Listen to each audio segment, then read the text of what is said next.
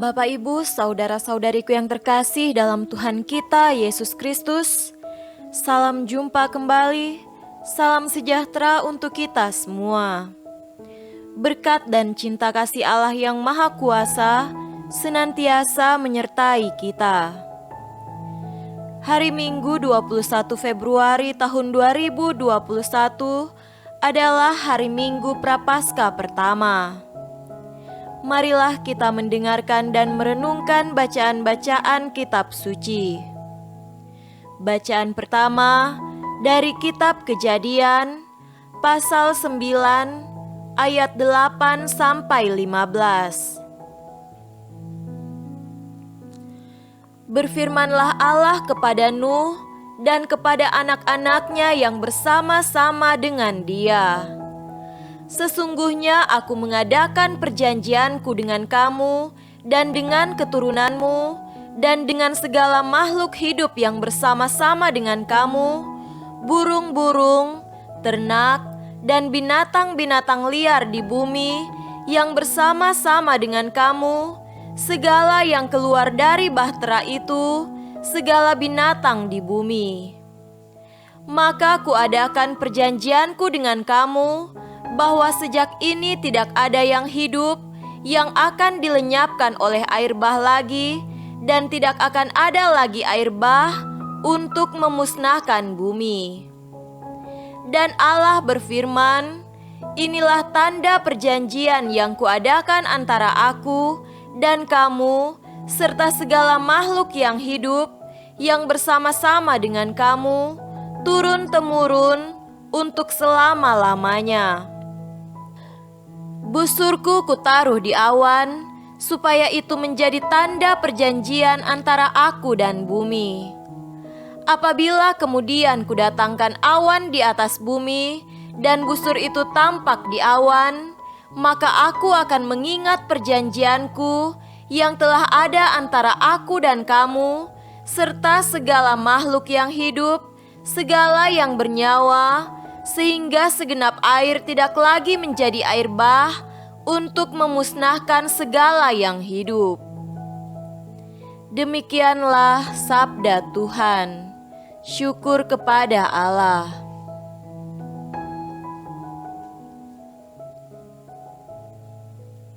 Bacaan kedua dari surat pertama Rasul Petrus, pasal 3, ayat 18 sampai 22. Sebab juga Kristus telah mati sekali untuk segala dosa kita, Ia yang benar untuk orang-orang yang tidak benar, supaya Ia membawa kita kepada Allah.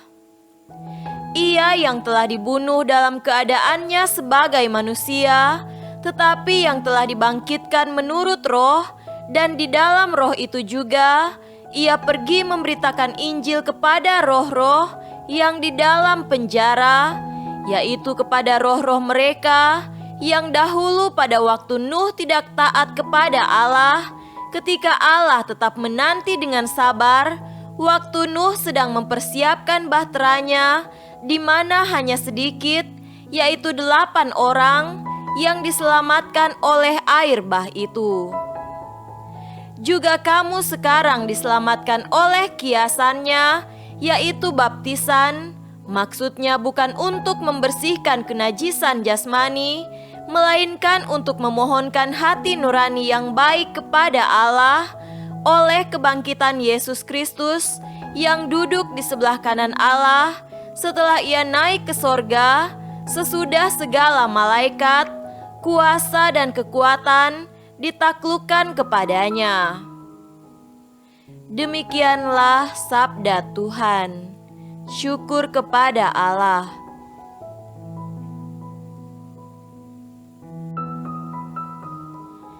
Tuhan beserta kita sekarang dan selama-lamanya. Inilah Injil Yesus Kristus menurut Markus. Dimuliakanlah Tuhan. Injil Markus pasal 1 ayat 12 sampai 15.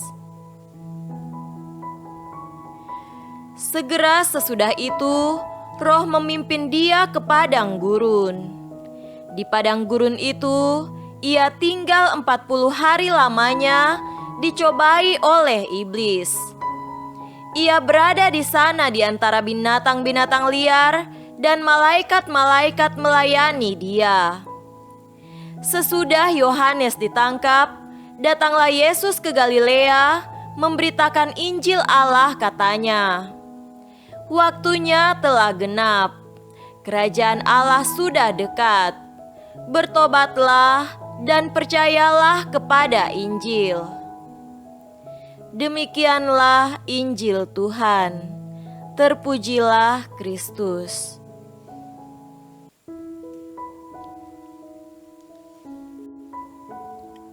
Saudara-saudariku yang terkasih dalam Tuhan kita Yesus Kristus, tema renungan kita pada hari ini adalah komitmen kesetiaan.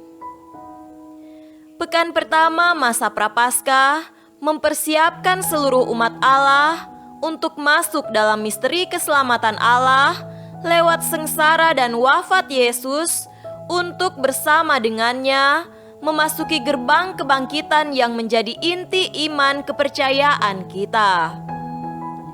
Persiapan ini didasarkan pada kesadaran kita umat Allah akan pembaptisan yang kita terima, dalam mana kita menyatakan pertobatan dan iman kepercayaan kita secara tak langsung pada saat kita masih kecil dan secara langsung pada saat kita dibaptis pada umur dewasa.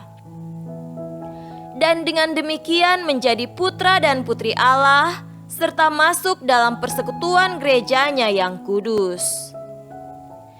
Saudara-saudariku terkasih, pembaptisan adalah titik temu antara manusia dengan Allah dalam perjumpaan keselamatan, di mana Allah menyatakan atau menawarkan keselamatan dan manusia menanggapinya dengan iman kepercayaan. Disitulah letak perjanjian keselamatan antara Allah dan manusia.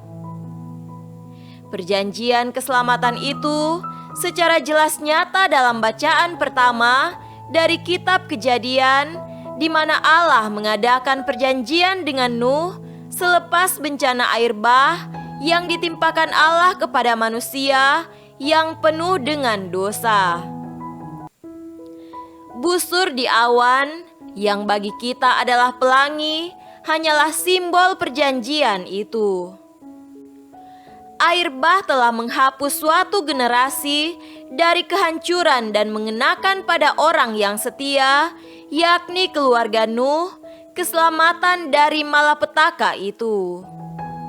Pembaptisan kita melambangkan dihapusnya dosa manusia lama kita, dan kita dikenakan dandanan manusia baru, manusia beriman yang dituntut setia kepada Allah sebagaimana Allah setia adanya. Surat pertama Petrus menjelaskan kembali bahwa air bah itu melambangkan pembaptisan kita.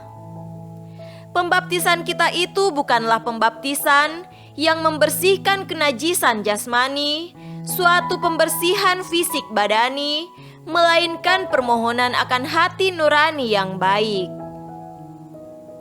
Hati nurani kitalah yang menjadi bagian terdalam yang menggerakkan seluruh gerak aktivitas manusiawi kita. Jika kita mendapatkan hati yang baik, segala perbuatan baik akan terbit daripadanya. Itulah buah pembaptisan. Saudara-saudariku terkasih, pada pekan pertama masa Prapaskah ini, hendaknya kita menunjukkan komitmen kesetiaan kita terhadap janji pembaptisan untuk beriman kepada Allah, menolak setan dan semua bentuk kejahatan, serta melakukan hal yang bersesuaian dengan kehendak Tuhan.